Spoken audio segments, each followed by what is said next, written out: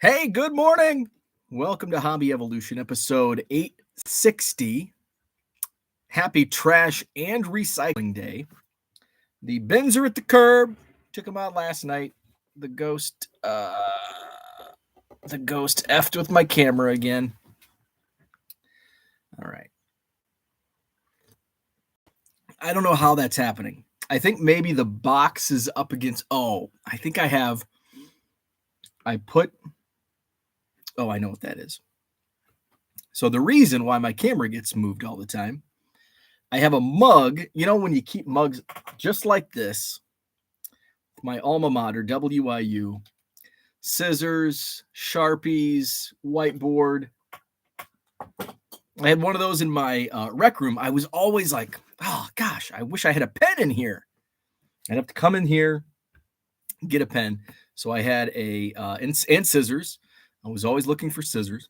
So I've got a mug in the rec room. And then when we staged, I was pulling, I'm like, I'm just going to put that here. Anyway, the mug is between my laptop and the box that's serving as a camera stand.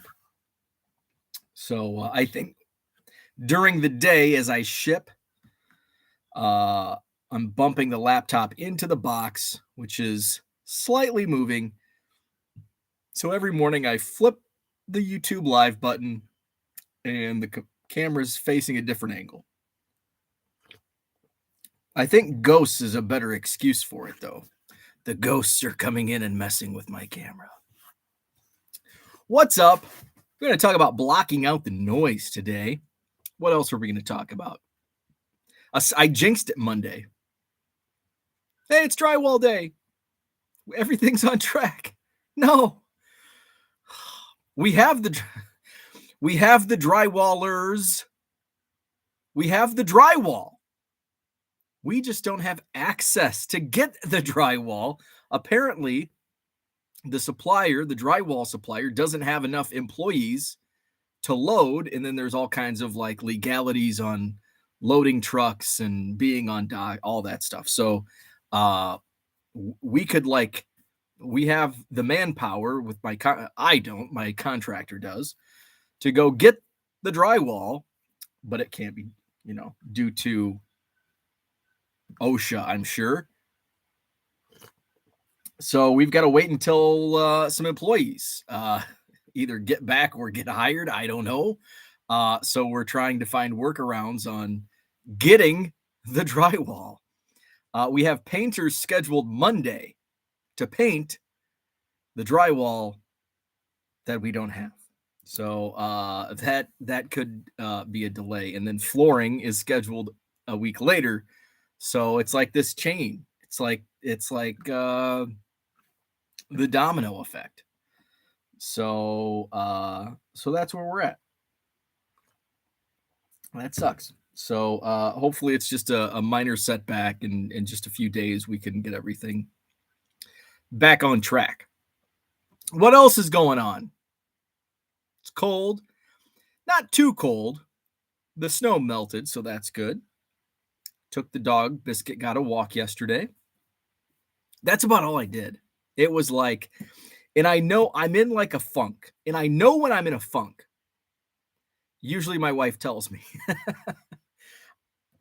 I know why I'm in a funk.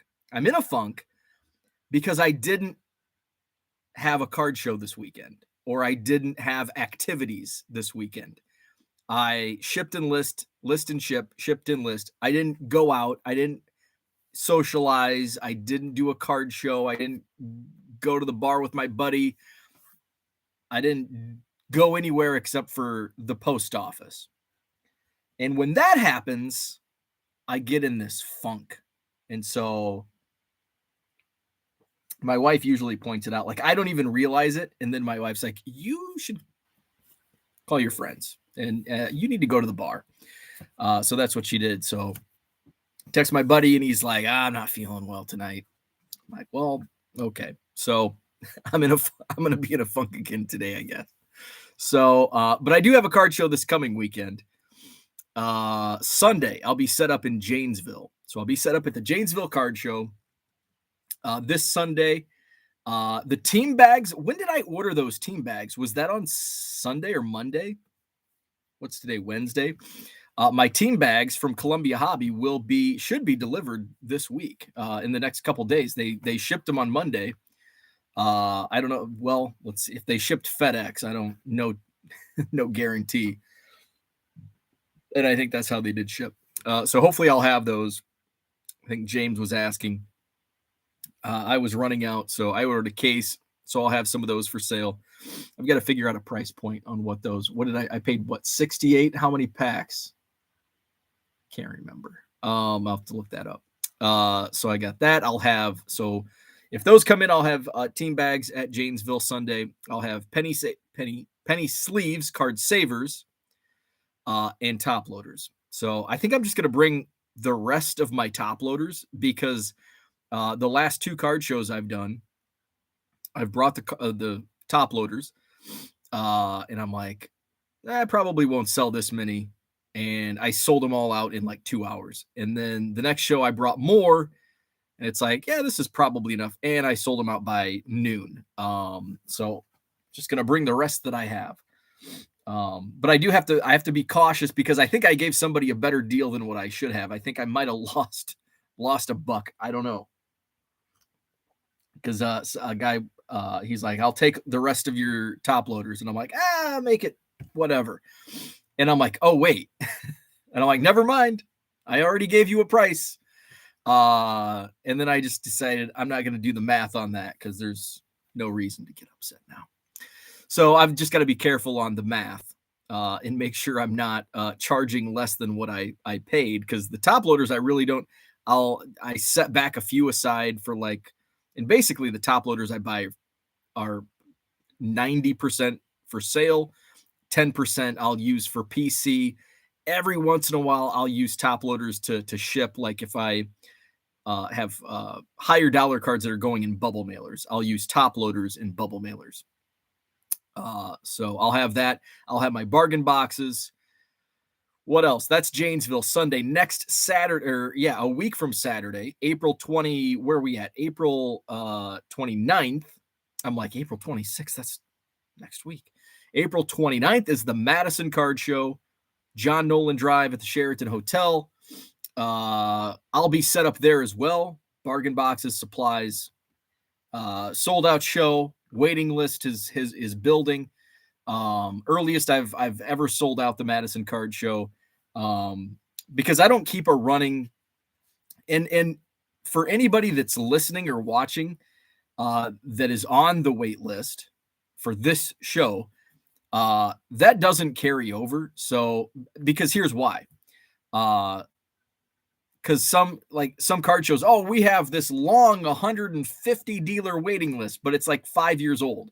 And a lot of times somebody just wants to do one show. Like I want to do the April 29th Madison Card Show, and that they don't want to do May. They don't want to do June. And so then you reach out, and hell, sometimes I'll reach out like today, say that I take a cancellation. Hey, I've got an opening. Oh, I'm going to go fishing or something. And it's like, oh, okay. So that's why I don't carry a waiting list over. I have a list of vendors and interested vendors, but I typically don't even reach out unless they've set up at a show. Or I need, usually if just reach out, hey, I want to set up, good to go. So what else? So if you are on the waiting list, if you've reached out in the last couple of weeks wanting to get into the April Madison Card Show, if you're interested in the May 27th card show, Madison Card Show, you'll reach out to me again. I don't think the May show will sell out as fast because it's Memorial Day weekend. And so I already know I've got a couple people I've got one dealer that's back. He's unavailable this month, so he's back. But then I do have one or two dealers that can't do it because it's Memorial Day weekend. I saw Herman's comment. Herman in the house, what's up? He says, this upcoming show is the one I was at last year. Yes, it is. And you know what? I think that was the most in-demand show of 2022 because Herman flew up from Georgia. But I had like and here talking about waiting lists, perfect example. Oh man, and Herman got to see like me at peak frustration throughout the day Friday of last year before the Madison Card Show. I had a waiting list of about 40 dealers going into that Madison Card Show. Victor was there too. And Zach and Porter were there. But Friday, and then all of a sudden I get 4 or 5 people, hey, I can't make the show tomorrow. And so Herman and I are at the Old Fashioned downtown Madison, and I'm going down my list. Here's my waiting list. Oh, I can't do it. I can't do it. I can't do it. I can't do it. I can't do it. I can't do it. So that's why it's a waiting list, and it's not really how true is a waiting list. So Madison Card Show next Saturday, April 29th, John Nolan Drive, Sheraton Hotel, sold out show. Let's go to the chat. Harlan, what's up? Good morning. Good morning from a rainy Minnesota. Sal Dougie in the house. Terry, good morning. Victor is here. Christian says, love the hobby community. Had another collector reach out to offer a Cecil Fielder card that I've been looking for. Very nice. I'm gassed. We grilled out last night. I don't know if I just ate too fast or if it was the burger. I don't know, but I'm like, I've got some like indigestion. Like, ugh. I don't know. I don't know what it was like an off night for me. I was in a funk, and then my wife's like, I picked up burgers. We can grill. And I'm like, yeah. I like grilling when it's warm and I can have a couple beers. Like I wasn't in the mood for a beer. And then grilling without a beer is just weird to me. And now I've got this like, I'm in a funk all over the place, in a funk. Herman in the house. We've got David. What's up? Steve Ains Comedy. Good morning. DPM Sports Cards. What's happening? Ed is here. Raphael. What's up? Reppin' Rajon Rondo. Nice shirt. Yeah, this is for John Keating. I think I forgot yesterday. He gave me crap about wearing Wisconsin stuff every day. So I was going to wear Badger gear every day. And I think I forgot yesterday. So this morning I'm like, oh, I was going to wear Wisconsin shirts every day. So we'll kick it back. I think I actually have more. Well, I have a ton of like Cubs jerseys.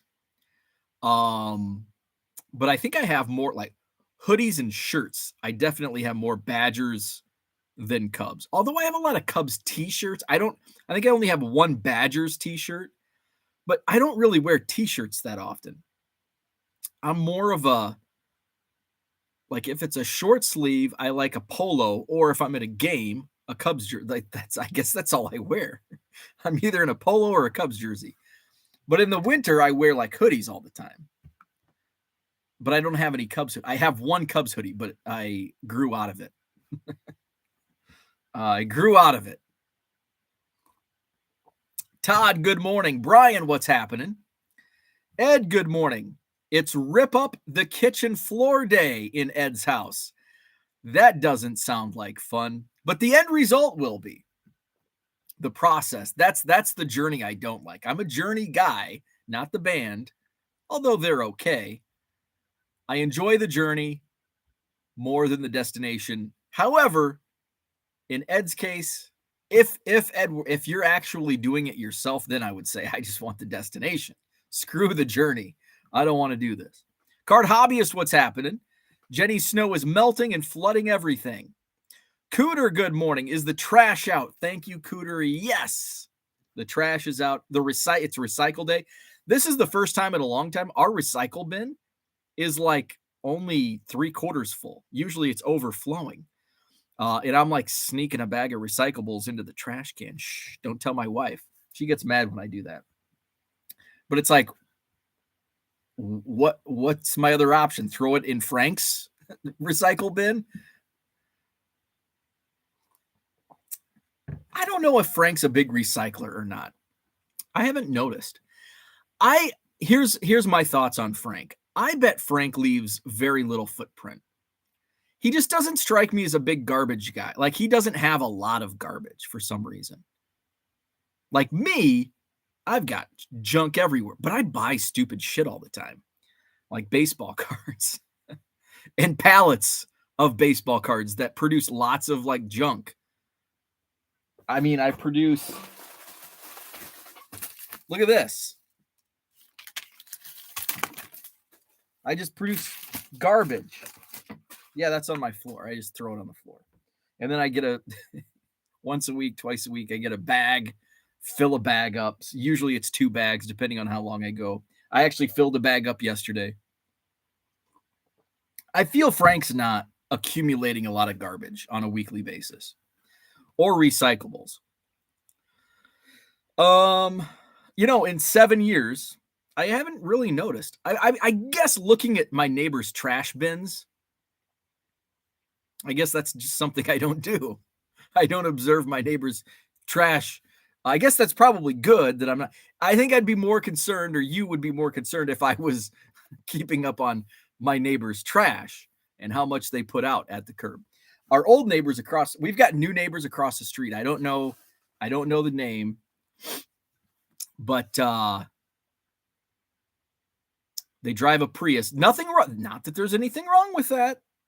Nothing wrong with that. Not judging. Usually Priuses are the ones causing the traffic jams. Nothing wrong with that. Not that there's anything wrong with driving a Prius. But he drives a Prius. And usually I'm like, oh, we can't be friends. I'm sorry. You drive a Prius. We can't be friends. No, I've got some friends that drive Prius. And they drive a Prius like it's meant to be driven. 20 miles in a 40 zone.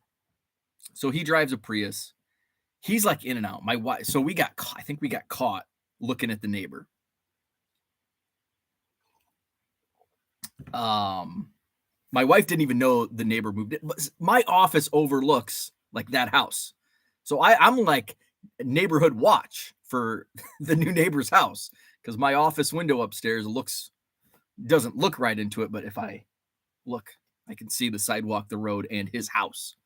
So I knew that he was moved in. I told my wife, I'm like, the new neighbor, he drives a Prius. Not that there's anything wrong with that, but he drives a Prius. That's all I know. He doesn't, when his garage is open for like the 3 seconds it's open, because he does what I do.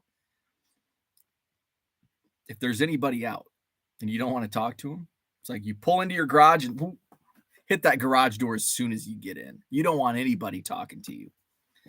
So maybe we would get along. We don't want to talk to each other. I don't want to talk to the neighbors. Neither does he. So I told my wife, I'm like, the Prius driving neighbors out. It's like they moved in. I'm like, I think it's just a he.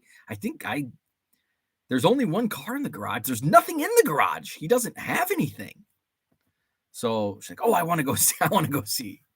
She'd kill me if she knew I was talking about this.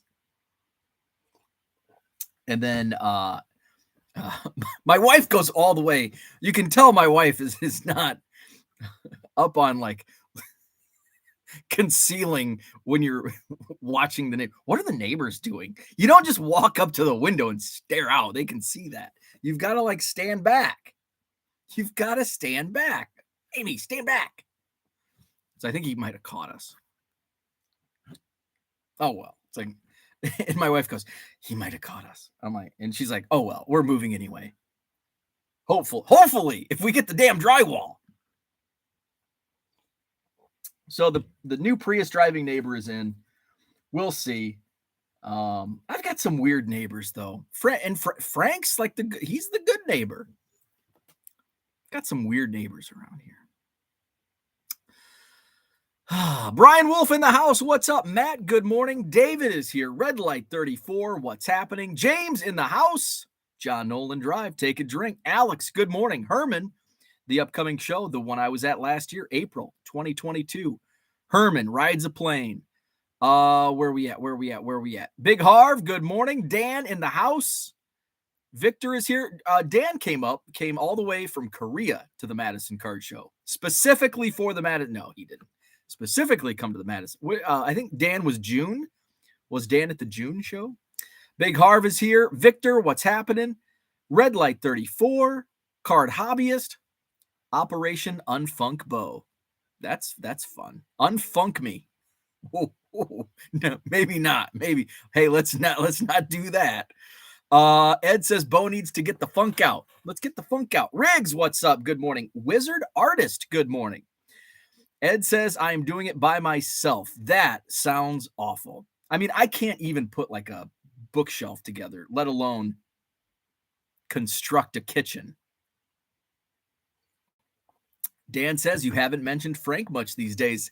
There's nothing to talk. It's winter in Wisconsin. We don't see neighbors in winter in Wisconsin. In fact, the last time I talked to Frank, we were shoveling 8 inches of snow. Well, snow blowing 8 inches of snow. But he's looking to move too. Let's see. Herman says, turn the heat up on the rec room and get you a beer. I know, right? It's freaking cold down here. Let the process begin. Have a great day. Ed's got some kitchen work to do.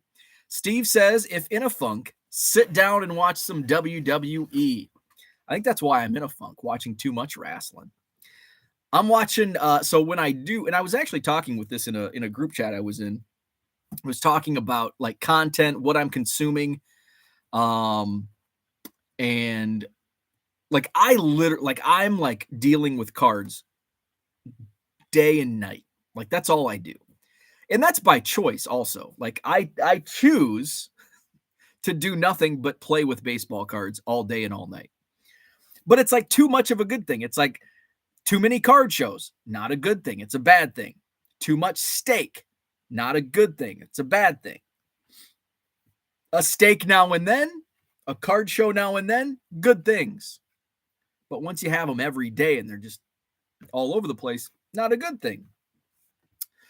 So I think that's why I just need to like, and it's winter still. Spring supposedly started a month ago, but it's freaking 40 degrees out. We had 3 days of nice, and maybe that's why I'm in a funk. We had 3 days of 80 plus degrees, and now it's freaking snowing and 40. F that. But I'll be okay. I'll get to a card show this weekend.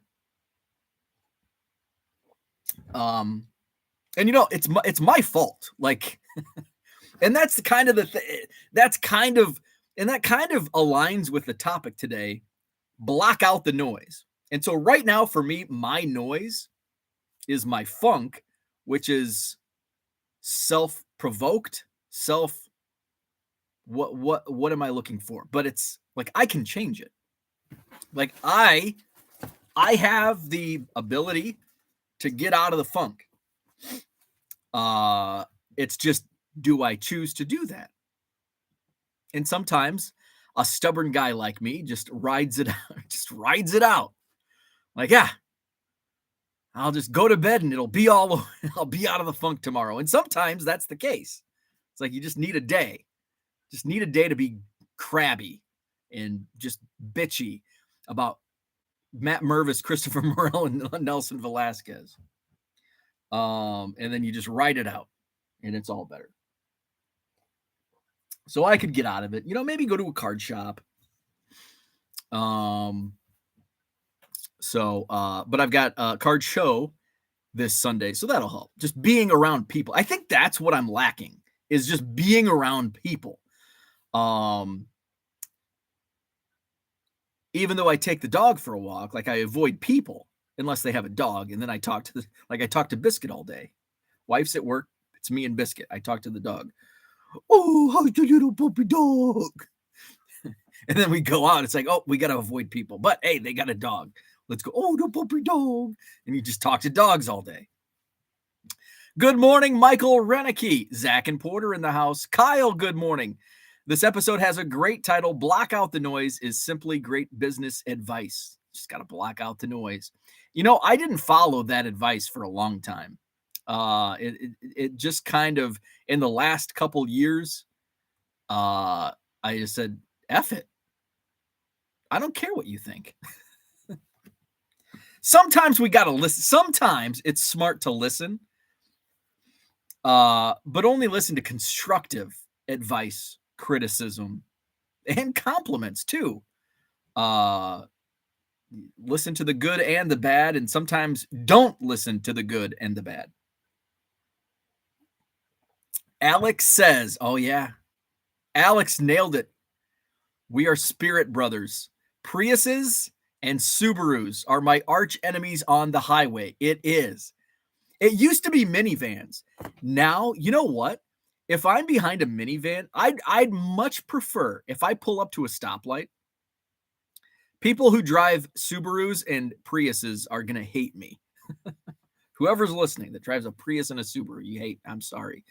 But if I'm coming up to a stoplight and there's one car, say it's a 2 lanes, and there's a car in the left lane and a car in the right lane. The left lane is a Prius or a Subaru, and the right lane is a minivan. I'm picking minivan 10 times out of 10. Because usually that minivan is like a dad that doesn't want to be driving a minivan. And he's going to freaking bust ass because he wants to get out of that minivan. Okay. Back in the day, though, before Priuses and Subarus, it was minivans. You didn't want to get stuck behind the grocery getting minivan because it's like putt-putt. Now Prius is a putt-putt and Subaru is a putt-putt. And it's not the cars themselves. It's just the people who choose to drive them. And I just want to drive slow.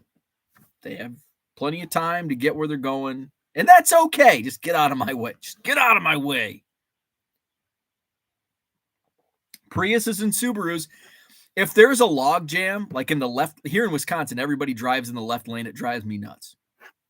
Everybody's driving in the left lane, slow. And why? Because there's usually a Prius or Subaru a mile up, putt-putting. Terry says, I had to give a guy with a Prius a jump start. I gave him crap about having all those batteries and couldn't start his car. That would be me. And charging stations are less, like, I let my gas tank run down to 0 miles to empty before I go to the gas station. Everybody who rides with my wife hates it. Anybody who rides with me, you need to go get gas. No, I've got 12 miles. It's only 8 miles to our destination. That gives me 4 miles to find a gas station after our destination is reached. Sometimes I forget. I'll set the trip and I'll forget I'm at 0 or 4. That happened to me on my way back from a Club 400 event. And I take the back, James, if he's still listening, will know I take the back way from like Huntley, Crystal Lake, Lake in the Hills to Madison. So I go like what the hell road do I take? Whatever highway it is. But there's like a significant distance between point A and gas station. And I was sweating. I was sweating there one day. Because I think I was at 0 when I noticed. I'm like, oh, shit. How long have I been at 0? I think I was still early on. I think I was like leaving Lake in the Hills, but I didn't want to turn around. And I'm like, I think I can make it to Woodstock. And I did. Made it to the Woodstock Casey's. Got my gas. Let's see. But if a Prius was in front of me, oh, man, I would have been pissed. You're slowing me down. I'm running out of gas. Jenny says, I'm waiting for the day that someone in the chat says, yeah, that's me. Just moved in with the Prius. Wouldn't that be fun? No, I don't think he's a baseball card guy. He doesn't strike me as a here I am judging, what's not discriminating. I'm, what's the word? I'm labeling. Oh, what's the word? We're playing charade. Is it charades? No, I can't even remember the name of the game. Anyway, he doesn't appear to me to be a baseball card guy. I don't think he's into sports. Doesn't appear to be a sports guy. But I could be wrong. Could be way wrong.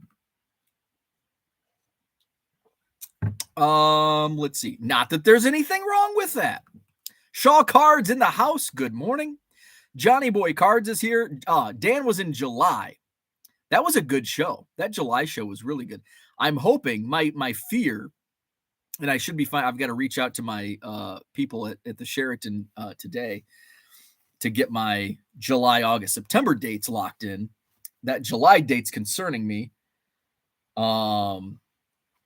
because I only have one date that I can do a show in July this year at the Sheraton Hotel on John Nolan Drive. And if that date's not available, there's no July show. There's no July Madison card show, because the week, the hell, I don't even know what the calendar looks like, but the second week, I'm not going to do the first week. The second week is my best friend's wedding. Wasn't that a movie? The third week is when I need to have the show. And the fourth week is the National. So, and ideally, I want to have it the week before the National. That's when I had it the last 2 years, and those shows were great. People wanted to buy, like in sync, before the National. So those shows were just amazing. So hoping to recapture that energy. And the show and the National is in Rosemont again, just 2 hours away. So, it's not what I learned the last 2 years, more specifically 2 years ago when it was the Chicago National,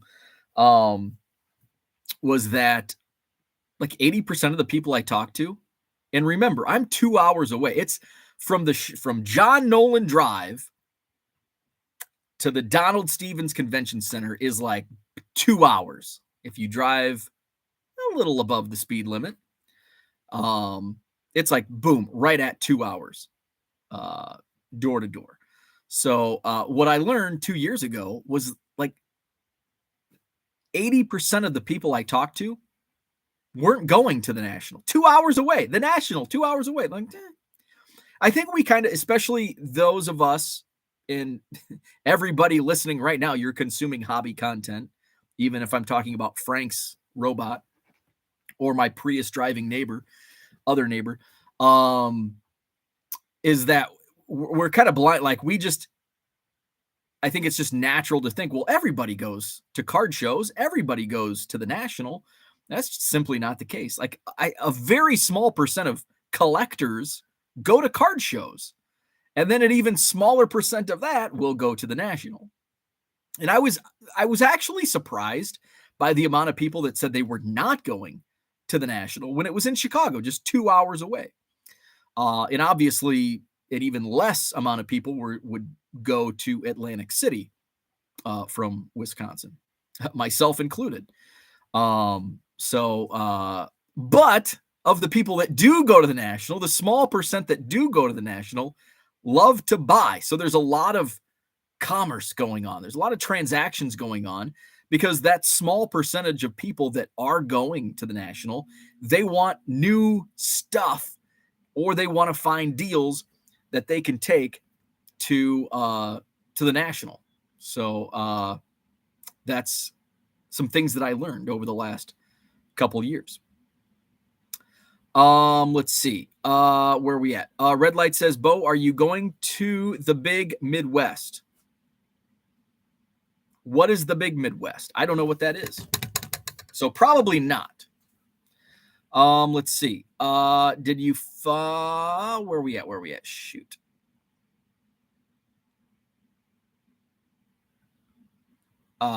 Did you finally mention to him you were moving? Last I knew you hadn't told him. Yes. So it's been about a month, I think. So you may have missed the episode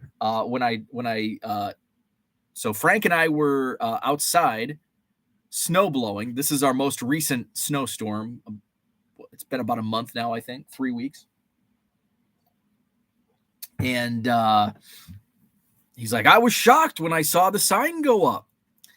And then he dropped a bombshell on me. He is looking at potentially moving. So we've had a lot of turnover in our neighborhood, especially this year. A lot of people moving. Because right across the street, they moved out like a month ago. Let's see. There's a house for sale, I think 3 or 4 doors down. around the corner. There's 2 houses for sale behind me, and then there's a few over a couple blocks away. A lot of for sale signs in the neighborhood. Let's see. Jenny says, my neighbor up the road moved last week. He went to a townhouse. The winter snow shoveling did him in. He's 74, so I'll let it pass. Yeah. And I think, Frank's getting up there. That could be part of, Frank's got Frank is not a robot lawnmower guy. That's what concerned me when I saw the robot. So that could be, Frank could be in a similar situation. Townhouse to where he doesn't have to mow and shovel because he's out there, snow blowing, and he likes doing it. But, getting up there comes a time when you're physically unable. Mark, good morning. Brian Dean, has anyone else noticed the QC in 2021-22 Bowman University football is crap? It's terrible. Here, I can show you how terrible it is. Let's take this lid. So this is the new Bowman Chrome football. Can you see? Look at that. Look at that. Look at that. Yeah, it is terrible. And actually, mine started curving like that, and it's like, well, it's not humidity related because I keep it monitored. I'm at 38%. Mine started to curl like immediately after pulling them out of the packs. Yeah, they are crap. I am not big on. Last year I was big on Bowman U, and now I'm just I'm kind of flat. I bought what did I buy? 4 or 5 blasters, and I think we're going to see some. I've sold some of last year's singles, and I've sold some of this year's that I've had listed. The draft is next week, the NFL draft. So I think we'll see an uptick in sales here over the next few days, over the next 2 weeks actually. So it'll be interesting. I haven't been following the market on this year's product like I did last year. Remember the old Bowman U wall? So yeah, but it's all chrome this year. Last year it was paper with chrome inserts. This year it's all chrome. Flawed Thinker, what's up? Good morning. From work, Harlan says, I have a 1991 Donruss Elite Cecil Fielder on ComC that I'd be willing to take a decent offer on if you're interested. Let's see. MD Sports Cards. You're in the wrong city if you don't like Subarus and Priuses. That's all. That's freaking Subarus and Prius, like every other car in Madison. That's all anybody drives down there. That is factually that is factually accurate. Yes. Everybody drives a freaking Subaru and a Prius here in Madison. Card hobbyist, less minivans now. Everything is SUV or crossover, hence more Subarus. There you go. Let's see. Christian, all set with that card. Dan in the house, tune in just in time for Bo to make fun of all the Subarus and Priuses people here in Syracuse. Syracuse, also a college town. Madison, a college town. Subarus and Priuses. JG, what's up? That slow car in the left lane will get run off the road down here in Florida. Oh, my God. Yeah. Oh, my God. The first time I was in Miami several years ago, I'm like, what in the hell? These drivers are maniacs. Like, I can drive crazy at times. We've got the Beltline here in Madison, and especially on like Fridays, oh my God, it's like I feel like I'm in a NASCAR.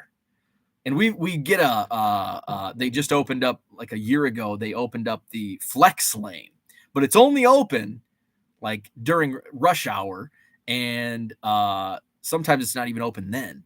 But that's like the free, that's like the Autobahn lane. Like you go 80 in a 55 in the far left lane, because it's with the flex lane, it's 4 lanes, which is a lot for a small city like Madison. But then you get that flex lane, and that's like freaking cars are going 90 and 100. And but sometimes, because Wisconsin drivers love to park their Prius in that left lane and go 50 in a 55, So it feels like you're doing 100, but you're doing 70 in the Autobahn lane. But it's like, oh man, and you're like zooming in and here's the thing. And I love like if the flex lane is closed, and I'm usually cruising 75 and a 55 in on the belt line. So I know if I'm doing 75, but somebody like comes up in their non-Prius or Subaru, they want to do like 85, they're going to get mad because I'm camping out at 75 and I'm being one of those campers, but I'm like constantly passing people in the other lanes, okay? So they think they're going to get cute and start bouncing between lanes to get around the far left lane and find, but that's not, no, you can't do that because, and I love it when I'm like zooming past people, I'm doing 75 and some assholes behind me coming up. I don't like slow drivers and I don't want people sound like a dick, don't I? So he's gonna go into this lane and all of a sudden you gotta watch. Like people don't watch the other lanes. You've got to watch all the lanes. You can't just watch the lane you're in, because if you get tunnel vision on this lane and you're like, oh, I'm gonna get ahead of him by going over here, well, you're just gonna run into the back of that freaking Prius, okay? And then here I am, see ya. And then all of a sudden there's cars behind me wanting to do 75, and then that guy's stuck behind the Prius. Now he's way late. Okay. James, that's not good for your fuel pump. I know. My dad always told me that. But you know what? Aren't like cars today, like they're built to withstand idiots like me. I just feel like manufacturers are like, oh, these people aren't car people anymore. So we're going to have like, what's that called? Fuel injection or whatever. Is that newish? Since I don't know when, the 70s, I don't know. But I feel like they've dumbed down the cars to where like we can just turn the key or push a button and drive, and we don't have to worry about changing the oil and all that stuff. I blew up a car when I was in my early 20s because I didn't change the oil. Jenny says, Bo's dad is cringing when he says, I have 12 miles till empty. You're going to burn out your gas pump. Don't run your car that low. I do it all the time, and it's fine. It's fine. I think I'm down. I think I do need to get gas. I think I'm down to under 25 right now because I get alerts at 50, at 25, at 10, and at 0. And then when I get to 0, it's like, I better go find a gas station because I know I've got I don't know this car. I haven't run this car out of gas, but I had a Ford Edge before. That's what I drive. And the last one, I think I got like 20 miles before I ran out of gas. That's how you know. That's how you know how much time you got after 0. Like, I wish cars said, hey, at 0, you don't have any more gas. You're done. And it just stops. But no, they give us a leash. You're at 0, but we're going to extend this leash so you can get to the gas station. And guess what? We take advantage of that. 20 miles. Hey, I ran out of gas at 20 miles last time. And this time, maybe I'm only doing town driving, so my gas mileage is less, and I only get 15, and I just screwed the pooch on that one. And I run out of gas. Let's see. Back in the day, though, was it my Explorer? I could go like 40 miles, and I ran out of gas several times. Not several, a handful. I ran out of gas at like 3 a.m. once. This was back when I could stay away, and I was sober because you don't drink and drive. But who's driving at 3 a.m. sober? Not too many people. It was 3 a.m. I was out in the middle. The girl I was dating lived like out in the country. This was when I was down in Macomb, like 10 or 12 miles from Macomb. And we were like movie night or something. And it's like 3 a.m.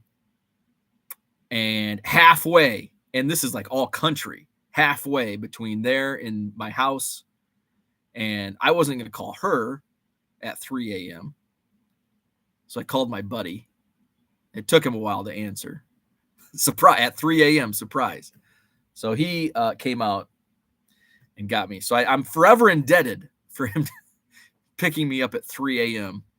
On the side of the road after I ran out of gas. It's been a while since the last time I ran out of gas was a couple of years ago, and I ran out of gas literally a block away from my house.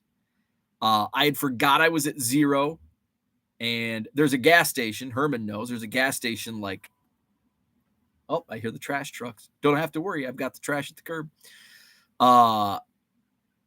And it was kind of like that time I was driving back from the suburbs.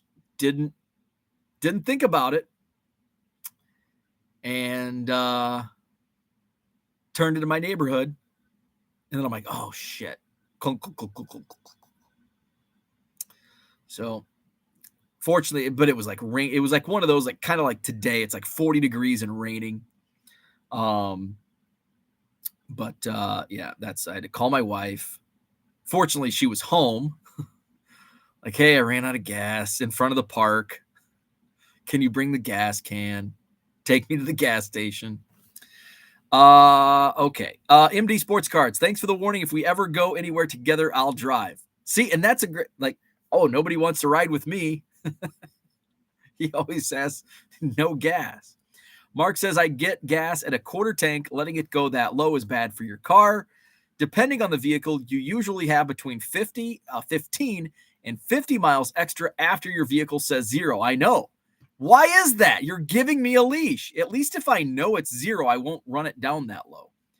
JG says profiling. They're stereotyping. I think stereotyping is what I was looking for. Thank you, Harlan. Thank you, Flipping Sports Guy. Thank you, JG. Yeah, I'm profiling and stereotyping my neighbor across the street.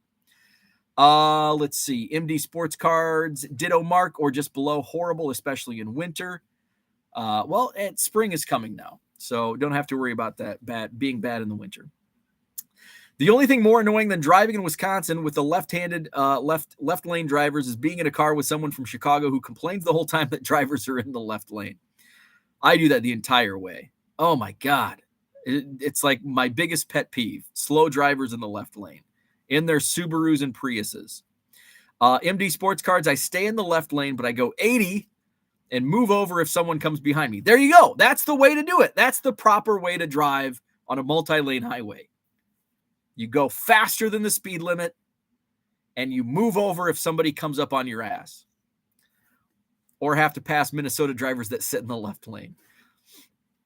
Bargain Boxer, what's up? Do you think sales dip? Do you dip before the National to save up? This is a really good question. And this was posed. I don't know if it was in a group chat I was in or just I saw it on Twitter. I can't remember. It's a good question. I don't think they dip at all. Because the thing is, I would say less than 1% of active collectors attend the National. And of that less than 1%, a good amount of them are actually buying more leading up to the National because they want to go, whether they have a table or they're walking the floor trying to flip, they want inventory and stuff to flip. So I actually see the days, the months, the weeks leading up to the National as there being more sales as opposed to less sales because people want to get that advantage, go to a card show the week before the National, buy this card for $100, take it to the National and flip it for $200, and then they can go, spend their money that way. Now, does everybody that's going to the National do that approach, that strategy? No, absolutely not.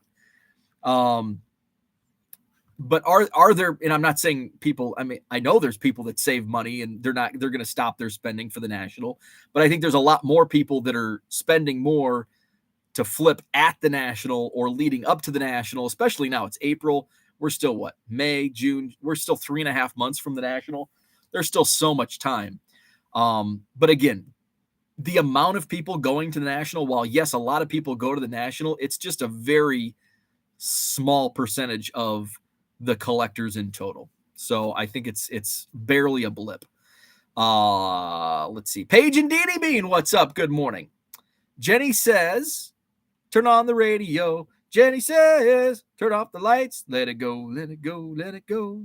Let it go, let it go, let it go. Jenny says, the Wisconsin drivers that think Minnesota drivers suck. Yeah. Every state thinks their neighboring state sucks. And usually one of the biggest things they suck at is driving. In Illinois, we bitched about the Iowa drivers, the idiots out wandering around. My apologies to my Iowegians. That was growing up in Illinois, and I was 30 miles from the border, so we always bitched about the Iowans. I'm in Wisconsin. Everybody bitches about the fibs, the effing Illinois bastards. I'm sure you get closer to with Minnesota, and they're bitching about the Minnesotans. Minnesota probably bitching about Wisconsin. It's just a thing. Stuke, what's up? Good morning. I'll be at the National. Kyle says the National is only like 2.5 hours away, and I am not going, says Kyle. Dan says, just bought my second single-day ticket. I've still got to get my VIP pass. Now that Super VIP is sold out, it's like, I'll get the VIP whenever. Sal Dougie says, nobody executes a 6-car exit weave like a group of Wisconsinites.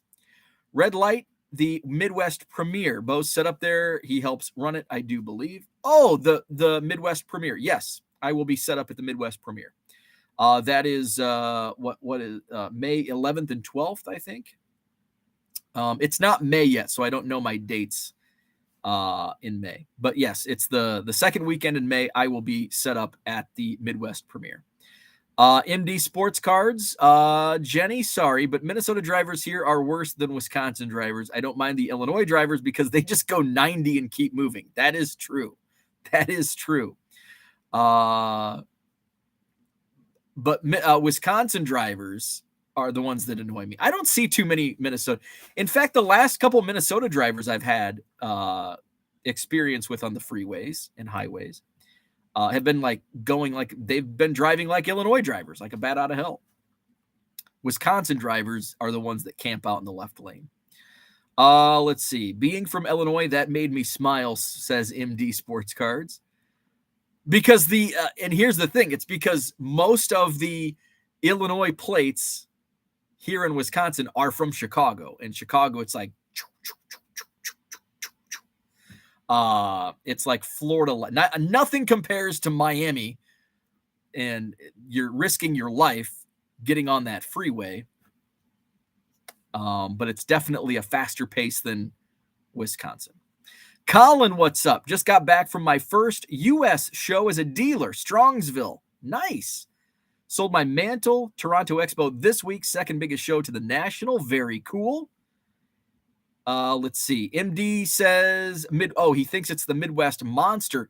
Oh, I forgot about that show.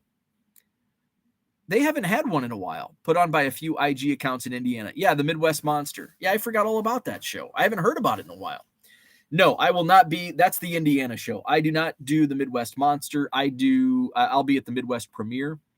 I don't even know when the Midwest Monster is. George says, don't drive down here on the left in Miami if you're not going to drive 80. Absolutely. Cooter, what's up? How is the prep coming for the move? It's not.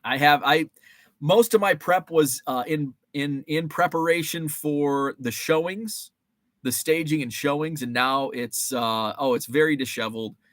I haven't so I don't know if you were listening when I recapped my visit to Real Sports Cards. I was talking to Tom about where he gets his boxes, and he gets them from Uline. I don't know. I priced them out on Uline. I don't know if I want to spend that type of money on boxes for junk. So I haven't made much progress prepping for the move. And the reason why is because I can't,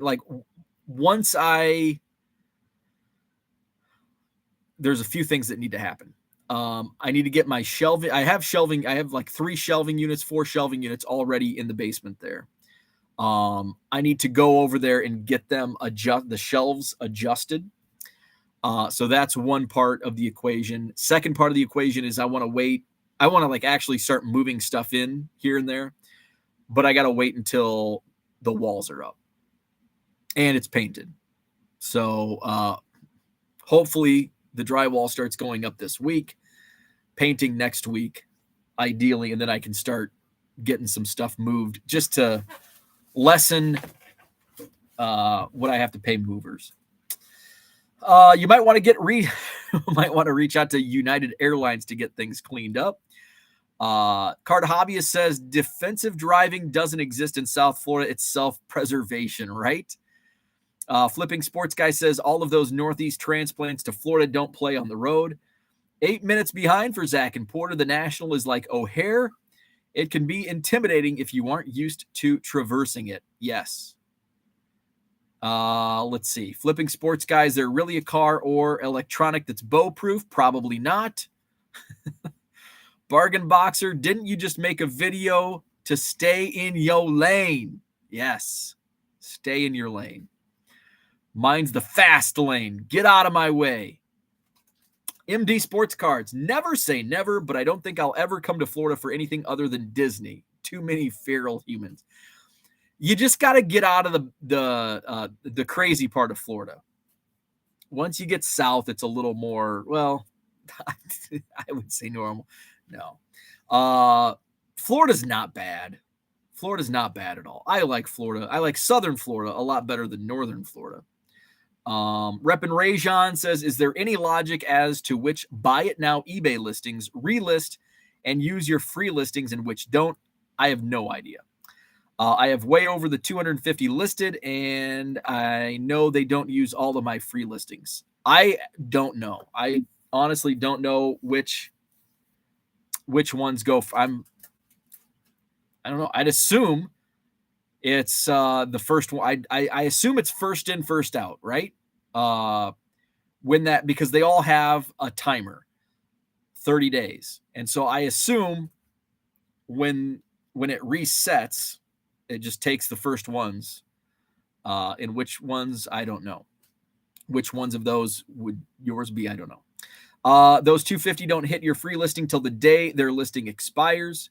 Shaw Cards gets anxious when I have 50 miles left. 50 miles. Like I can go a lot of places with 50 miles left on my gas tank. So if you list one a day, you'd have one listing your day until they renew. Stuke says so many great things in Florida. There's a lot of cool things in Florida. A lot of crazy people, but there's crazy people everywhere. Reppin' Rajon says frustrating. I went over at the end of the month since I listed up to 250 and then like 8 renewed over the last few days of the month. Charged me around 35 cents each. Zach says, I love picking a minivan when I get my rental. Many cases, it's what's left and they drive well. Reppin' Rajon says, I think all of my buy it nows relist in 30 days. That's why I'm stumped. Every car can go 40 miles in the manual. Flipping Sports Guy, all fixed price listings renew automatically. Whatever I list today will renew in 30 days. Anything I list tomorrow. Yep.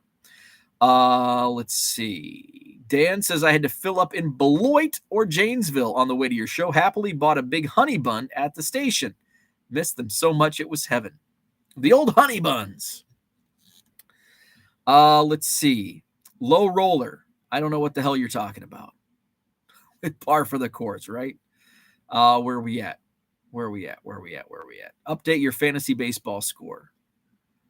I don't know what that means. Oh, you want me to update. You want me to tell you what my score is. I'm 2-0 first 2 weeks. I'm off to a rough start though. It's only today's Wednesday, but off to a rough start. Mark Marinello, my ex was famous for asking me to fill her tank. I turn on the ignition and the red light comes on. Let's see. Reppin says the thing that I have over 700 and don't sell more than 50 to 60 a month. That's why I'm stumped. Low rollers talking about whatnot. Harlan says I sing that almost every time you read one of Jenny's comments. Speaking of the National, I believe they start to announce auto guests today. Oh, interesting. Let's see.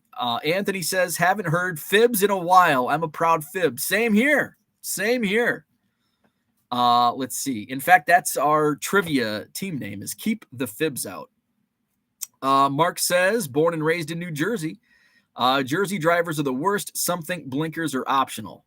I think that's just everywhere. I think everywhere.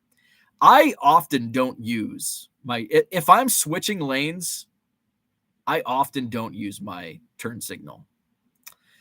MD says, I think there are a certain segment of cards that do see a stagnation before the National. Depends on the liquidity of the market. James says, only been to the National 2 times, live 40 minutes away. Let's see. Donald Davis in the house. What's up? Stuke says Wisconsin drivers pass and slow down, and then you have to pass. It drives me nuts. And I use cruise control. And I would think it's the year 2023. I would think every vehicle on the road now has cruise control. Use it on the interstate. I use my cruise control. And so it's nice now. The interstate from Madison to like Rockford is 6 lanes, 3 on each side. And so usually I have, like, when I get on, I have to like jump out into the left lane and get ahead of all the slow drivers.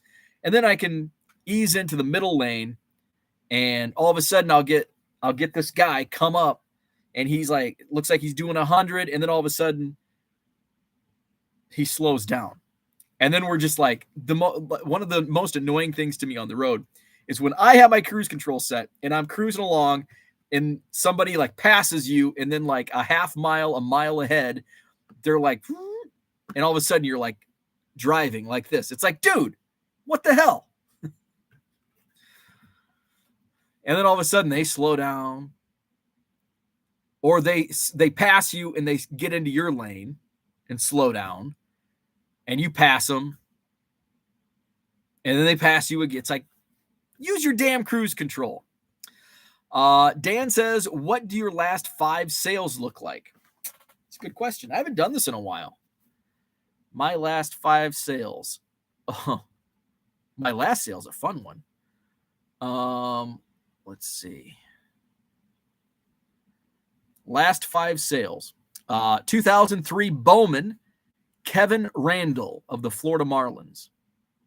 2022, must have been a Marlins fan. 2022 Topps Heritage Minors, Cody Morissette. A 2022 First Bowman, Termar Johnson of the Pirates. A 1978 Topps Football, Wilbur Jackson of the 49ers. And a 1988 Topps, Bobby Bonilla. Those are my last 5.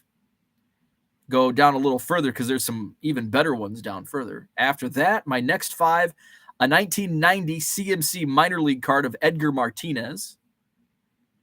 1989 Pro Set, Mike Rozier. A 2020 Topps Gallery Rainbow Foil, Kwang Hyun Kim. A 2001 Playoff Absolute, Chan Ho Park. And a 2001 Donruss Elite, Chan Ho Park. I'm guessing a Korean baseball fan bought a few cards because there was the Kim, a couple Chan Ho Parks, Ha Sung Kim, and Shin Soo Chu, Jong Bom Lee, Hyun Jin Roo, another Chan Ho Park, another Roo, Sung Song, Sun Woo Kim, Ji Man Choi. So must have been a Korean baseball fan. Let's see. Cooter says every state has a driving style that you become accustomed to. You hate other states because driving is not predictable. Imagine if everyone actually followed traffic laws, including speed. It'd be that would be kind of a mess, I think. DPM says the next Midwest Monster, June 9th and 10th. So yeah, I will not. I stick to my within 2 hour, less than 2 hour shows, really, unless it's the National. Let's see. Andy Max says, good morning. Coming on a little late today. I'll have to watch the beginning later. Welcome in. Oh my God, we're at 84 live viewers. 85's the record. Usually when I say that, they drop like flies. Like, oh, I'm not going to watch this guy. We haven't even talked about the topic of the day, which is block out the noise. Dan says, when you go to the Midwest premiere, do you stay overnight? I do. I do. Let's see. Cooter says speeders are better than everyone else and cause more accidents as you have to focus on your mirrors to play dodge cars as they blast through traffic. I think slow drivers cause more accidents because they're too defensive.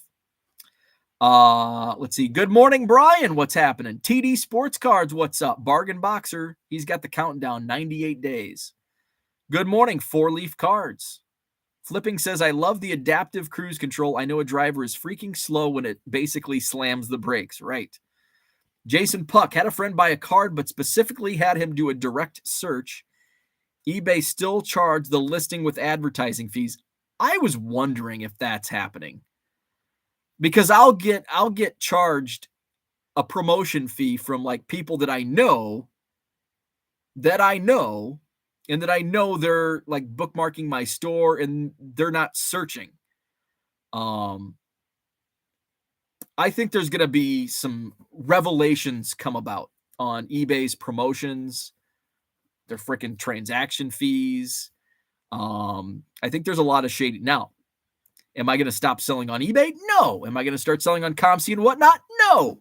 But I think we're going to see some shadiness be revealed behind eBay's promotions and how they're running managed payments with the 86. We've got a new record.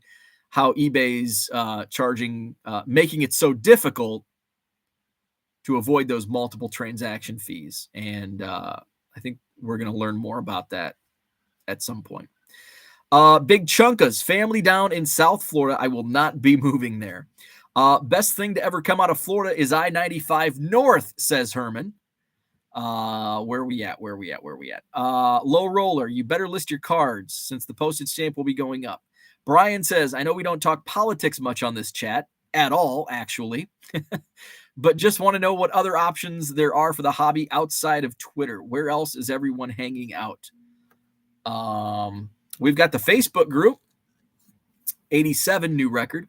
The Hobby Evolution Facebook group, which is the link is in the description. And let's post it on here. Where are we at? There we are. Here's the Hobby Evolution Facebook page. We've got great discussion going on over there. So the Facebook group, I still like Twitter. It kind of sucks. Like, I don't care about the politics behind it. It's more about the like my mentions and my what do you call it? The feedback, the notifications are like way off. And since Elon took over, it's like, what the hell is going on? But I'm not going to switch to any other platforms at this time. I'm on Instagram a little bit, but I don't know how it works. Facebook, I don't really use Facebook that much. Twitter's my jam.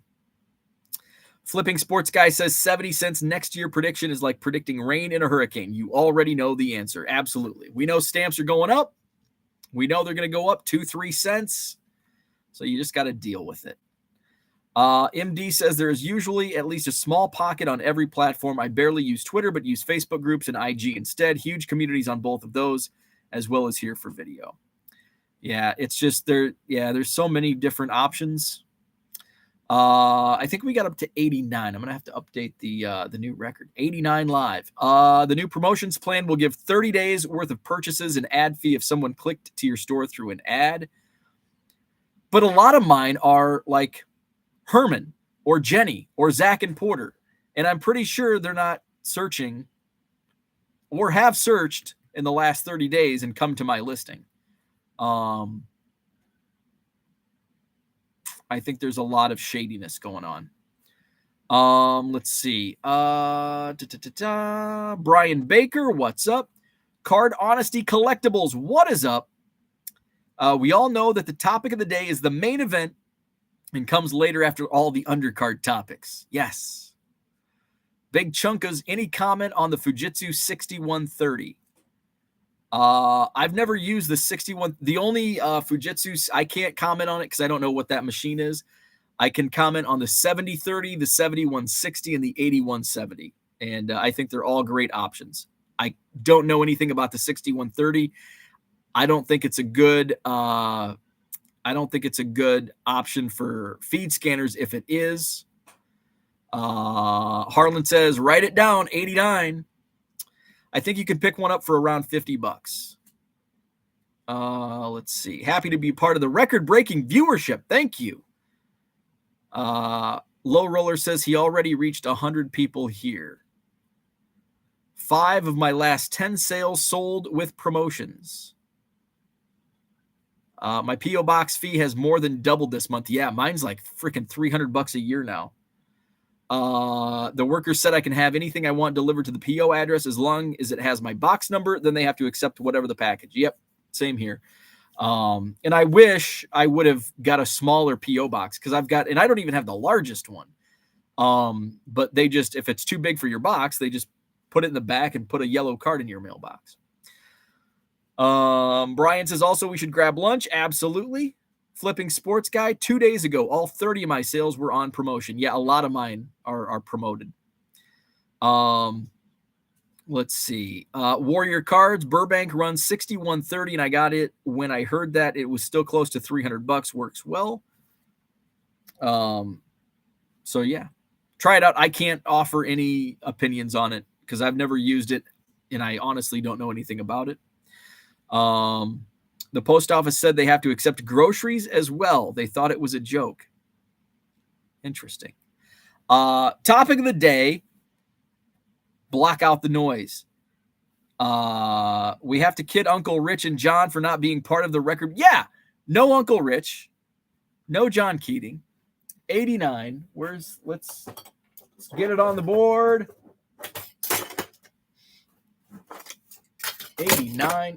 Oh, son of a 89. Okay. Cooter says, I have a saved 1 million Cubs Giants search that I get a notification when you post Giants. So would eBay consider that promoted as I'm not doing a general search?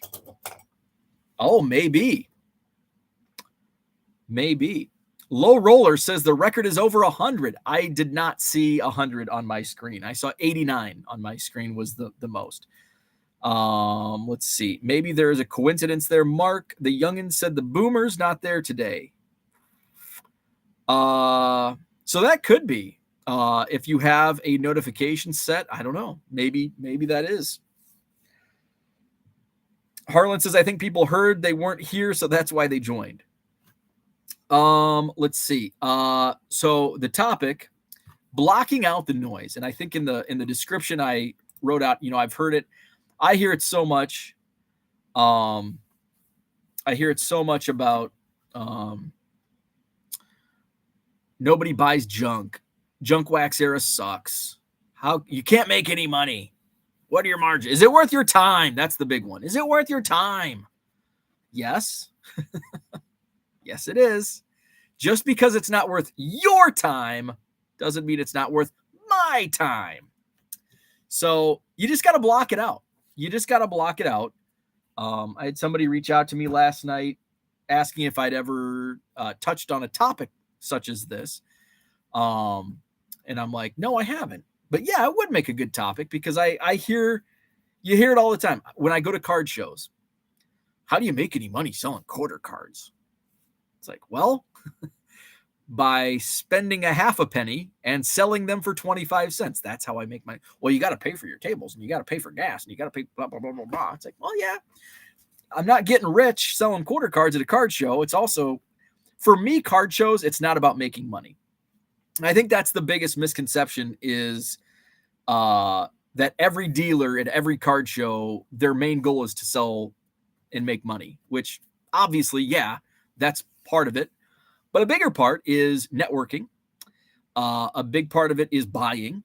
I would say my best card shows are the ones where I spend more money than I make. Because eventually the money that I had spent on buying stuff, I can flip, buying inventory, buying a bunch of Bowman and flipping it. Sold a couple more cards for like $5 a piece yesterday that I paid 3 cents for in a bulk buy. So it's not about making money. It's nice. And a lot of times, the money I make from a card show is like PC money. Like, I'll go around and spend 10% of what I make, sometimes more, depending on the deal. Like I say, I mentioned this the other day.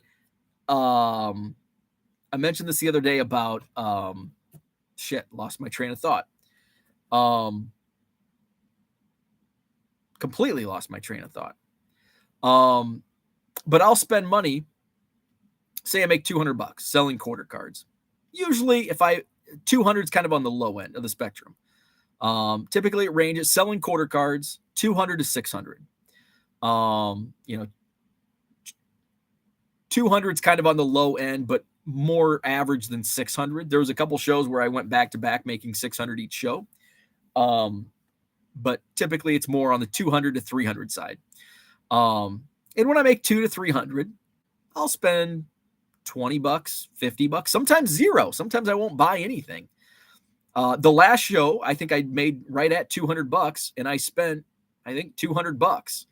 And that was on Cubs. Sometimes it's on inventory. So, but typically I'll, spend 200 or make 200, spend 20 on a Cubs auto or something here and there. If I make 600, I'm probably going to spend 100 on Cubs stuff, on PC stuff. But that's kind of typically how, and it's more so for networking and just getting out of the damn house. You get into a funk where you're in your house not talking to anybody for 2 weeks. It's kind of nice to get around like-minded people and sell baseball cards and buy baseball cards and talk about baseball cards, because I don't do that enough Monday through Friday, Monday through Sunday. But I'll hear it, and I heard it at the last card show. How do you make any money selling quarter cards? But I get it. Like, if I was on that side of the table and if I wasn't doing it, it would probably be a question I had. Now, at a card show, it's different. It's not like a card show isn't my full-time job, obviously. Well, it's actually, yes, it is. It's part of it. But mainly it's selling on eBay and selling online. And I get it. Like 3 years ago, there's no way I'm going to do this full time. But you scale up and you start finding efficiencies. And I don't have kids. I don't have other hobbies. It's worth my time. What do I do when I lay on the couch and watch Netflix? I list cards on eBay. That's what I do. And I enjoy it. But if you like to take vacations, like to golf, like to fish, like to hunt, like to go to the bar, like to whatever, maybe you don't have the time. If you have 5 kids, maybe you don't have the time. And that's okay. You just have to learn to block out the noise. And it used to frustrate me at the beginning. By the time I went full time, I had gotten used to it. And sometimes it annoys me at times, because I've heard it so many. Is it worth your time? But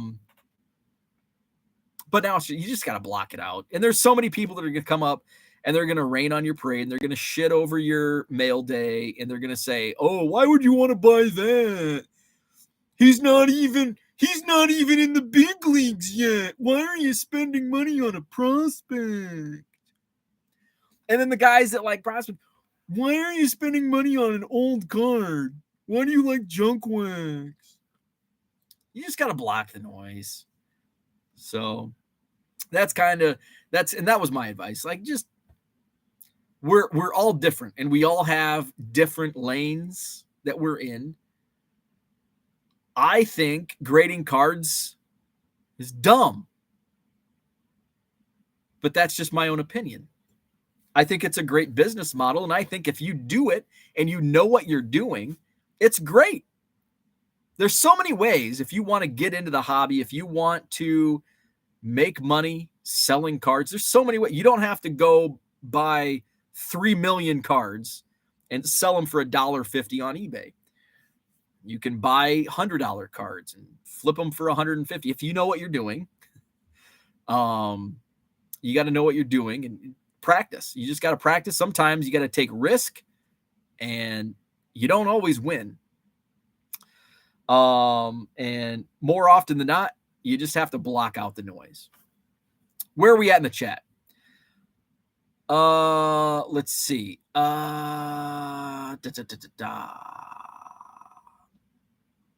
Sal Dougie says the sex bot's not here for the record either. It's been a while since we've had the old sex bots in the house.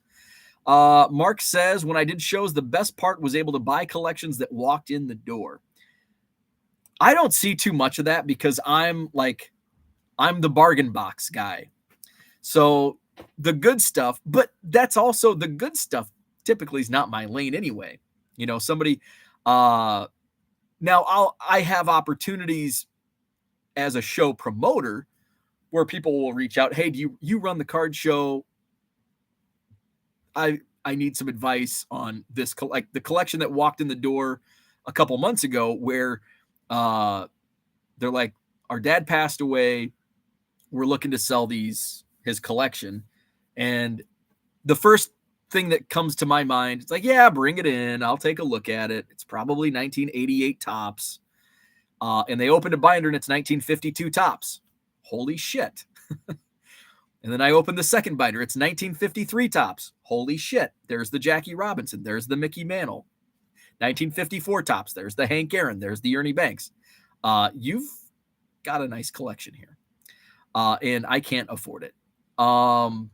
So that's, but since I'm the bargain box guy and I do the shows and I network, that's a great place to acquire more bulk. Just what my wife loves to hear. Oh, you got more, huh? Like, hey, I heard you buy bulk. And sometimes it's good and sometimes it's not. And I just have to just kind of have to break it to them. I had somebody walk up to my table at a recent card show and ask, do you buy bulk? I've got a whole bunch. And I'm like, yeah, I'll buy. And I'm like, what do you have? And I said it a little too fast. I probably shouldn't have I kind of spoke without filter. And I'm like, yeah, what do you have? And it's like, oh, it's 1980s and 1990s. And before he finished his sentence, I said, no, I'm not interested. I said it a little too fast. The filter wasn't working that morning. And they're like, well, I'll sell it to you for, I can't remember what he said. He quoted a price. And I'm like, no, thanks. And in my head, I'm thinking, are you effing crazy? If I could sell my stuff for that much, I'd be rich. You want like 5 cents a card or 10 cents? Like, no. 80s and 90s. Well, you could put it in your quarter boxes. Nobody buys the 80s and 90s out of not nobody, but very few of the 80s and 90s cards, which I actually like because I sell the 80s and 90s stuff really well. I had a Kirby Puckett rookie card in my quarter box. Nobody bought it. 3 card. It was in my because I labeled the box new in, I think it was February. It went to 3 or 4 card shows in my quarter boxes. Kirby Puckett rookie card for 25 cents, and I give bulk discounts. Basically, if you buy more than 10, nobody bought it. So when I go through and it's like, okay, these are stale inventory, and I go through, hey, oh my God, nobody bought a Kirby Puckett rookie card for a quarter. And so it makes me happy. It's like, okay, I tried. Now it's going in my eBay store and it sells for $5 right away. So, but I do get opportunities to buy bulk. And sometimes, and I'd say it's probably half and half, like half like junk that I turn down and half like, oh, I'll entertain this and usually buy it. Andy Mack says, I see people on Twitter complain about the cost of shipping materials for ESC. That's another one. I don't ship in a plain white envelope. Well, that's okay. I do, and I have a lot of success doing it. If you don't want to take the risk, I understand. But just because you don't want to take that risk doesn't mean it doesn't work.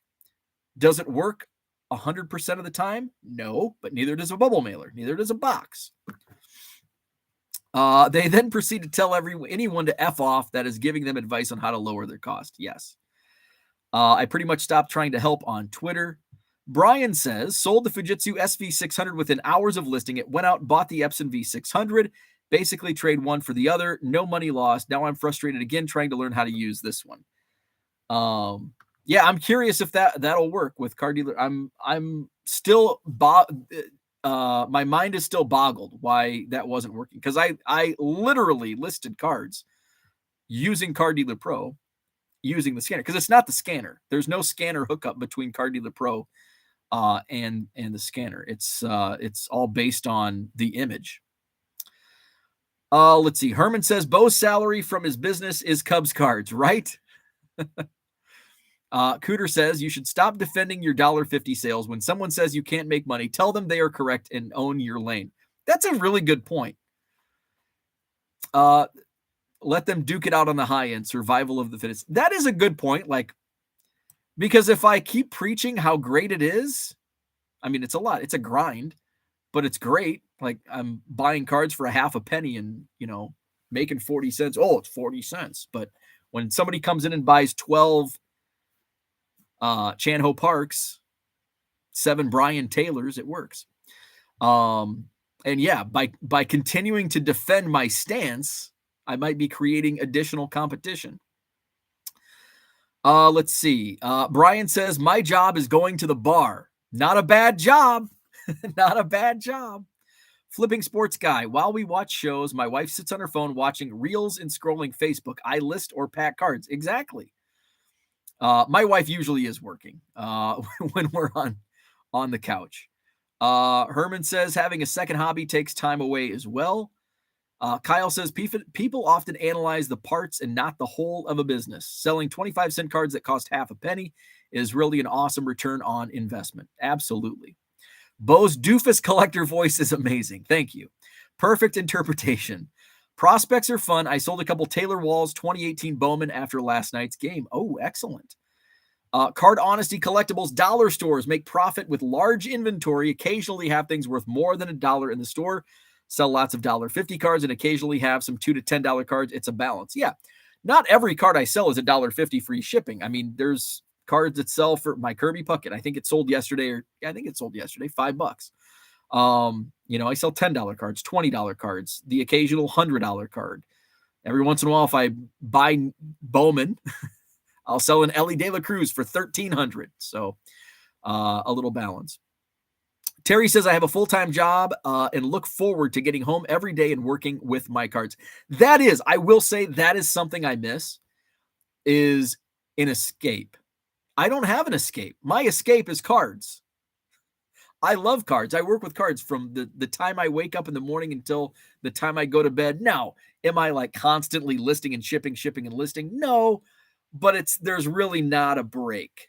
Like outside of driving to the post office or taking the dog for a walk. I do miss that part. I miss the Fridays, the excitement, but it's like basically now every day is a Friday. But again, too much of a good thing doesn't mean it's a great thing. I miss the card sales being all fun money, like 100% fun money, and going to a card show and, making $500 selling junk to me and going and buying 3 or 4 tobacco cards. Like, I miss that. That was fun. But I'm having more fun. Like, do I miss those things? Yes. But am I having more fun not without that part, but all of the rest? I'm having way more fun. Are there some days I get into a funk? Yeah, for sure. But I'll work out of it, right? Block out the noise, live in the light, drive a Prius. Good morning, John. Good morning, John. LOL, I pick out some 70s, 80s, I pick out some 80s and 90s. John says, you shaved 4 days ago and you're still baby. I know, right? I shaved on Saturday. And today's Wednesday. Let's see. My contractor, my wife was very happy. When I was over there Monday morning, we were just shooting the shit. And he's like, how old are you? He's like, how old are you guys? Because I think I said something that aged me. And he just he was taken aback and he goes, how old are you guys? And I'm like, I had to think about it. And I'm like, I think I'm 40. I'm like, I'll be 41. Yeah. Because I'll be 41 in June. I'll be 41 in June. My wife's 40. She'll be 42 in October. And he just goes, what? He goes, I thought you guys were in your mid 20s. Like, nope.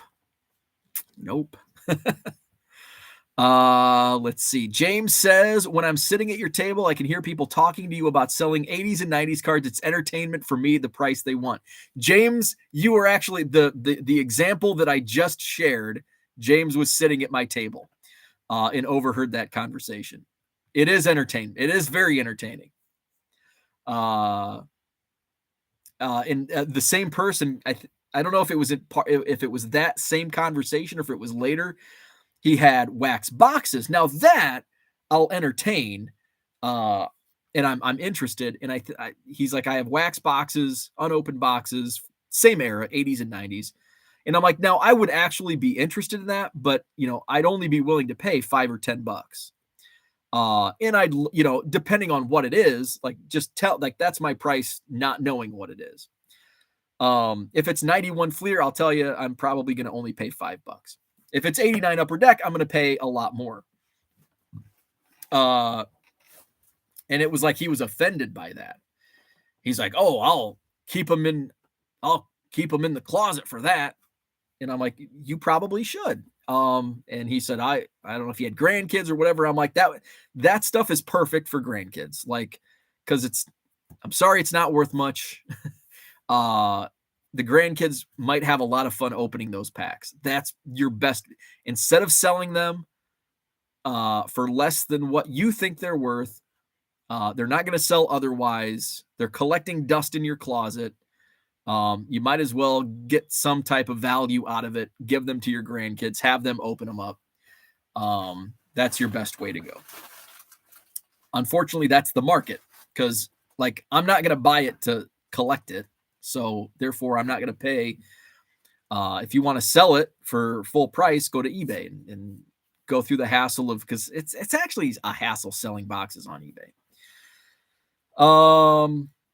Let's see. Mark says, best collection my buddy and I bought was at a show in the early 90s. A lady brought in her ex-husband's cards in an old suitcase, opened it up, and it was full of 60s cards, pack fresh with stars. Oh, baby. Terry says, I have never had an ESE get damaged that I was notified about. I've had a few, but I'm also doing, 100 plus a day. I've had a few, I would say. But I've also had a few bubble mailers get damaged. I've probably had this is anecdotal. I don't have the stats, the numbers to back it up. But just off the top of my head, I've probably had the same amount of damage on bubble mailers than I have on plain white envelopes. Flipping Sports Guy says, I was having my worst sales day in months. Then after 11 p.m. had a 12-card order and a 6-card multi-quantity orders. Changed the outlook quick. I think that's another reason I was in a funk yesterday. I had pitiful sales yesterday. I think it made up. I think I had some decent. Let's see how I ended up finishing. Now, last 30 days, looking at my eBay numbers, my sales dollars are up 11% over the last 30 days because now my spring training is just starting to, it took a week for me to rebound from my vacation at my eBay vacation. And so I think today is the last day within my last 31 days on the chart that has the slow rebound. But my last 31 days, I'm up 11% on sales dollars. My impressions are up 19%. Page views are up 12%. My sales conversion rate has gone up over 8%. It's 8.3. What were my sales? Yeah, it was throughout the day. And I need to understand, like, and I'm just as guilty. A lot of people say, well, look at how the market has changed. This sold on December 1st, 2021 for $1 million, and it sold yesterday for $100,000. Well, I'm just as guilty. Like, I'm thinking back to that time when I had card sales in December 2021 was probably past, but let's go back to December of 2020, right in the middle of the slowdown, shutdown, all that crap. Where I was selling cards all day long. My phone, my eBay was buzzing all day because people were working from home and buying cards. Working from home and buying cards. Now people are back in the office, back to work. And of course, there's less demand for cards than there was in December of 2020. So I need to keep reminding myself that people aren't buying cards at noon on a Tuesday. Let's see. We'll do custom. What was the 18th? I just want to see what my sales ended up being yesterday.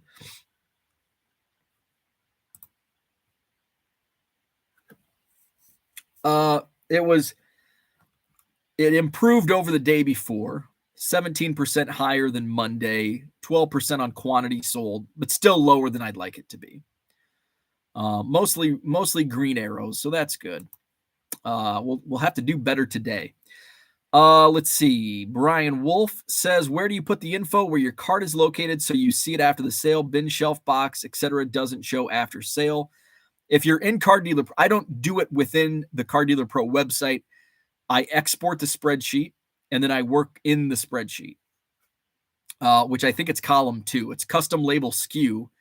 So once you've uploaded your cards to Card Dealer Pro, I export into a spreadsheet, and I work out of the spreadsheet. And then I save the spreadsheet and then upload the spreadsheet to eBay. Harlan says SKU shows. Steve says Subarus are a problem in Colorado too, especially Boulder. Let's see. Jason Puck. Turning the big 4-0, Brian says, next month I have a box of PAX blasters. I am waiting to rip on that day. Hell yeah. The big 4-0.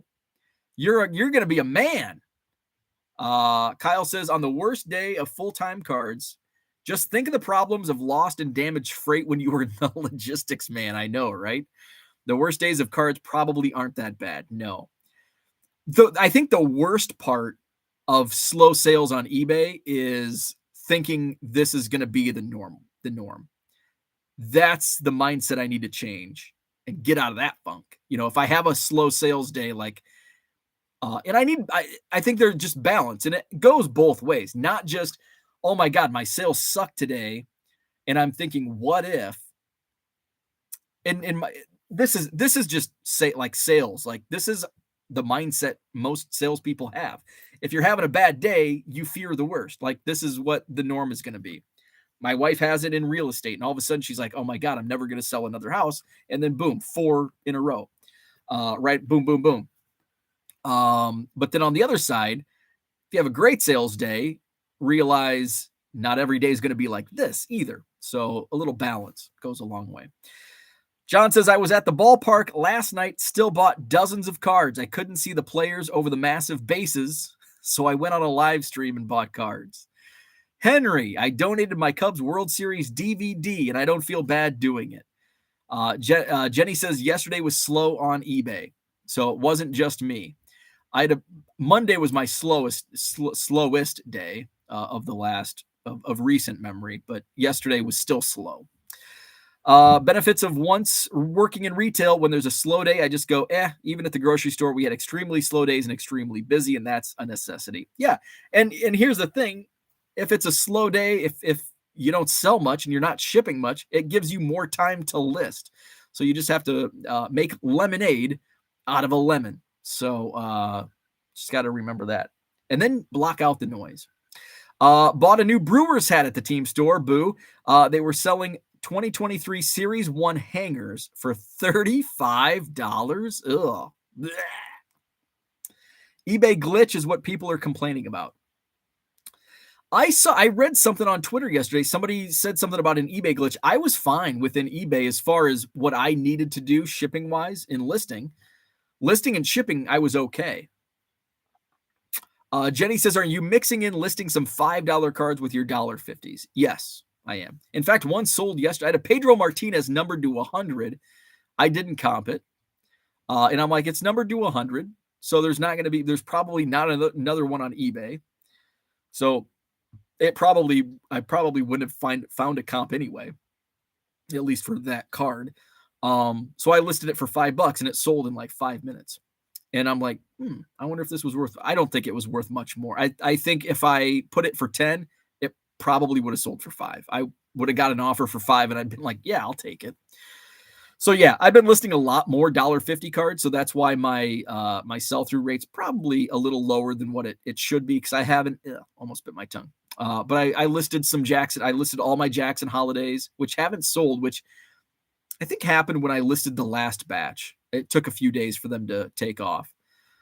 But I haven't been listing as many $5, $10 cards as I have in the past, which I should probably do that. Maybe tonight, make it a Netflix night, pick out some $10 cards and get those listed. People always blame eBay glitches if it's a slow day. It's a cop out. I would agree with that. I had a guy get mad at me because I wouldn't negotiate on a $1.50 free ship card. I get that a lot. I would say it's not quite daily, but almost daily. I get that. Said it's ridiculous to take offers but not negotiate. LOL. I said send offers on more cards and we can talk. That's pretty much what I say. I said I'll give you a discount if you buy more cards. I'm not selling you a card for $1, but I'll sell you multiple cards for $1 each.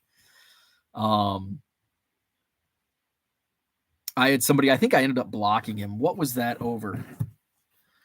He kept countering, and I'm like, dude. And I usually I counter a second time. So this is basically a single card. If one person puts an offer on one card, and it's usually $1 on a $1.50 card, I'll counter it $1.40 because that's my lowest.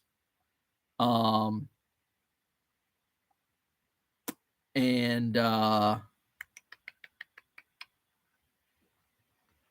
find it. Can't remember, but I think I did end up blocking this guy. It wasn't that one. I think it was over the weekend. Not that one. Okay, I can't find it. But anyway, I'm like he got mad at me for nickel and diming him because I think his offers was $1.20. It's like, dude, this is a common. I'm like, well, I don't care. I don't care. I'm not going to send you a card and lose money. If you buy more, I will sell it gladly. If you buy two, hell, if you buy a second card, I will gladly sell you a second card for $1.20 and sell both of them for $1.20. But I'm not selling a single card for $1.20. And I think he got mad because it's only 20 cents. But remember, that goes both ways. Like, he's mad at me over 20 cents. He's mad at me for not wanting to sell it for 20 cents less, but he's mad that I'm charging 20 cents more. Goes both ways. Excuse me while I block this guy. Jimi Hendrix. Love it. Let's see.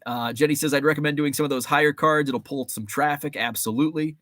After a lowball offer or counter offer, I will say in a comment, I'm paying for shipping and offer same price. They almost always buy. Yeah, that tends to work. I just counter to $1.40. They counter you. This is how a lot of them go. $1.50. They offer me $1. I counter to $1.40. They counter to $1.10 or $1.20. I counter back at $1.40. If they do another counter, I just decline. That's how a lot of them go. So, and now if you're wondering, why do I have offers open on $1.50? It's so they can, if somebody wants 20 cards, I'll sell them at 99 cents. But I'm not going to sell one card at 99 cents unless it's already baked in. Like I have a lot of 99-cent free shipping cards in my store. I'm losing money on those. I'm just too lazy to change the price. It would take me more time to change the price on basically stale inventory that's not moving, and I sell every once in a while. And I think a lot of people come in. I sell a lot of those 99-cent cards, and the reason why I think I sell those is because they're cheap. people can buy them for 99 cents and they get feedback because, and I leave automatic feedback. It's automated. So as soon as they pay, they get a positive feedback. So they can spend 99 cents and they can build their feedback up buying 99-cent cards. So, hey, works for me. Mike, what is up? My favorite is when people say it's just a base. If it's just a base, why do you want it? Exactly. They're killing their own argument. It's just a base common. Then why are you buying it if it's just a base common? If it's not worth anything. Bath salts, says Jason Puck. Mike O. King of the Phillies Cup of Coffee Commons. Paul Carl says, I filter my old underpriced cards by price in the active listings tab, then bulk end the listings and do a sell similar with the price corrected. That's a good thought. So that's what I had for today. Block out the noise. Prius drivers need to drive faster. Stop driving slow in the left lane. That's our takeaways for today. Terry, I turned off offers on my lowest cards, but added a save 25% promotion on 2 or more cards to them. Accomplishes the same thing as that is about the lowest I would go anyway. There you go. And see, there's multiple ways that we can all go about it. It's just it's a choose your own adventure. So that's what I had for today. I'm going to do some shipping and listing and getting out of my funk. Got to get out of the funk. Get out the funk. Get out the funk. So we're going to get out of the funk. We're going to have some fun today in cards. We got a lot of day baseball today, so that's something to be excited about. And I think it annoys me because the Cubs are on the West Coast, and I hate those West Coast games. Apologies to my West Coast friends. But I don't stay up late. Oh, wait, we need to go to Wednesday. So we've got an 11:30 game today. Reds and Rays. We've got a couple noon games. Wow, Guardians Tigers are at 12:10. Giants and Marlins. Diamondbacks and Cardinals start at 12:15. Where's the Cubs? 2:37. That's a unique start time. Justin Steele is going for the Cubs. You heard it from me dating back, 2 months now? Justin Steele is going to finish in the top 3 of the National League Cy Young this year. So he starts today. He's going to hopefully help his own cause with that because he's playing the Triple A's.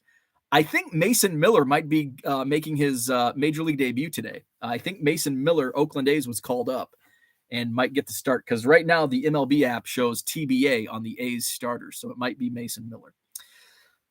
Jenny says, West Coast hates your morning show. I know. It goes both ways. You are so right. I hate West Coast time because I can't stay awake for the night games. And the West Coasters hate my 7 a.m. start time because it's 5 a.m. out there. Although when I go 2 hours like today, holy moly, here we are. It's wake up time. Good morning, California. Crap, I just sold a Mason Miller I listed last night. Too cheap. There you go. I've got to dig in. He was in, I think, 2021 Bowman draft. I was hoping it was this year's. It's like, I just got Zach Neto.